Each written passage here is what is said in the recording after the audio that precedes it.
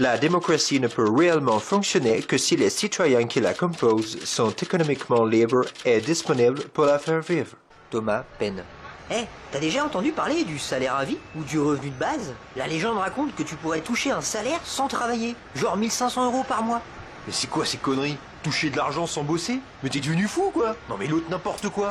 De nos jours, on tient les gens avec le chantage à la misère, on les pousse à accepter des boulots de merde et participer à ce système en échange de leur survie. Ouais, parce qu'avec un SMIC, tu vis pas, tu survis. L'idée du salaire à vie ou du revenu de base est tellement éloignée de notre mode de vie actuel qu'il est normal que la plupart des gens aient du mal à assimiler cette idée qui va à contre-courant de l'idéologie dominante qui consiste à dire qu'il faut travailler plus pour gagner plus, mon petit bonhomme.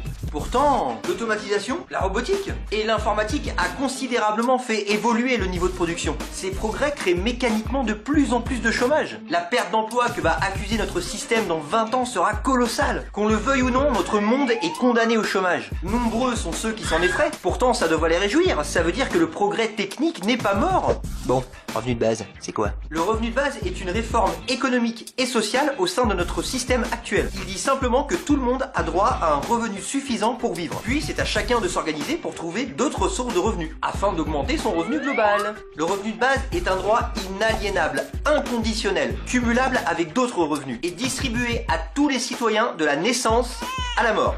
Pour se financer, le revenu de base fait en quelque sorte table rase des acquis sociaux de 45. En gros, ce revenu remplacera une partie des aides sociales existantes. Mais il ne remet pas en cause le capitalisme. C'est d'ailleurs une de ces raisons qui fait que de nombreuses personnes émettent quelques réserves sur ce revenu de base. D'ailleurs, Bernard Friot dit que le revenu de base inconditionnel est une roue de secours du capitalisme. T'as vu, je le fais bien, non?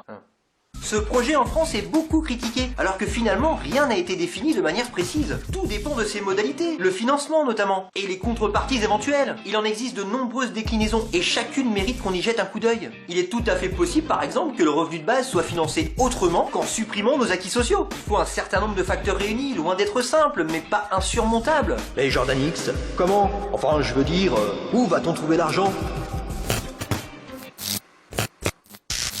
En 2015, le montant total de la fortune des 500 familles les plus riches de France s'élève à 460 milliards d'euros. On gaspille plusieurs millions de dollars par minute en dépenses militaires dans le monde. Il y a plus de 30 000 milliards de dollars dans les paradis fiscaux. Et tu oses me demander où on va trouver l'argent? Voilà, je suis énervé. Bon allez, salaire à vie, c'est quoi? Pour faire simple, tout ce que le pays produit part dans une caisse commune qui redistribue un salaire à tout le monde. Pause. Pour bien comprendre, à la différence du revenu de base, le salaire à vie est attaché au principe de qualification.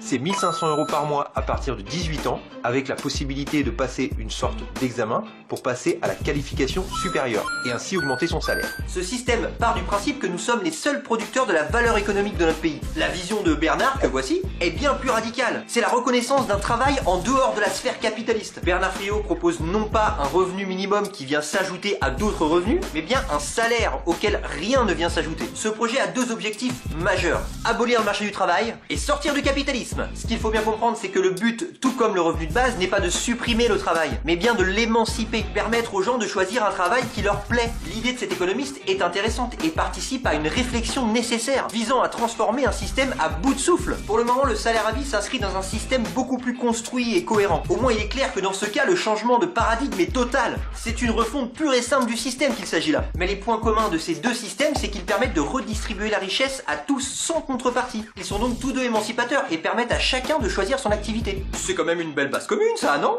Mais Jordan X, si on donne de l'argent à la population sans aucune contrepartie, les gens arrêteront de travailler, c'est sûr. J'y avais pas pensé. Mon Dieu, tu as raison. Qui continuera à aller travailler pour Monsanto, McDonald's, Carrefour? Toutes ces multinationales risquent de dépérir. Et ça, c'est dommage quand même, hein. À moi qui voulais continuer à faire mes courses à Carrefour, je suis dégoûté là. Avec un système pareil, la possibilité est offerte aux personnes de rediriger leur force de travail vers une production locale, s'investir dans des activités associatives, artistiques et même politiques. Dès lors que chacun percevra une somme d'argent sans travailler, n'importe quel citoyen pourra faire de la politique dans un contexte purement altruiste. Et ça, c'est plutôt cool. Allez, conclusion. Alors bien entendu, une telle révolution n'est pas prête de voir le jour, hein. Calmez-vous. Et oui, car les capitalistes feront tout pour empêcher la propagation d'un fonctionnement pareil. Et malheureusement pour nous, les puissants de ce monde possèdent la maîtrise de tous les rouages de l'État pour servir leurs propres intérêts. Ne comptez donc pas sur les politiques pour nous sortir du système capitaliste, ça n'arrivera pas. Car ils n'ont aucun pouvoir, ils ne sont que l'émanation du pouvoir économique. Leur rôle est de se faire passer pour des représentants, dans le but de mettre en place les règles et les lois de ce pouvoir économique, qui lui ne vit que de l'exploitation et dont la seule ambition est l'enrichissement personnel et le profit. Il existe beaucoup d'expressions pour qualifier le versement d'une somme d'argent par la collectivité. Revenu universel, salaire à vie, revenu inconditionnel, revenu de base. Un jour ou l'autre, les politiques vont nous le caler, ça c'est certain. Là où il faudrait être attentif, bien négocier et ne pas se faire enfumer, c'est sur les conditions de sa mise en place. Bon, vu que pour le moment on n'a aucun pouvoir politique, c'est mal barré. Quoi qu'il en soit, pour qu'un projet comme celui-ci ait une chance de voir le jour, il faut une adhésion du peuple et une souveraineté populaire réelle, c'est-à-dire une large éducation populaire suivie d'une révolution. Les partisans du revenu de base ou du salaire à vie partagent sensiblement les mêmes aspirations, mais n'en tirent pas les mêmes conclusions. Alors ils se font la bagarre. Mais au fond, ils ont tous les mêmes espérances, les mêmes rêves. L'éradication de la pauvreté, la justice sociale. Ces gens-là sont de vrais créateurs d'espérance. Et ça, c'est beau, putain. La réalité, c'est qu'à ce jour, nous n'avons absolument aucune idée de l'application réelle à l'échelle nationale ou mondiale. Techniquement, c'est possible, oui, mais quelles en seraient les conséquences? Quel levier actionner? Et comment? Que manque-t-il pour amorcer le changement? De grandes questions auxquelles seul le cerveau collectif peut répondre. Autrement dit, vous. Oui, enfin bon, entre nous, Jordan X. Revenu de base, salaire à vie, tout ceci n'est qu'une vaste utopie enfantine, voyons. Ah oui? Les congés payés, ça te paraît normal pour toi, hein? Pourtant avant 36, c'était une putain d'utopie.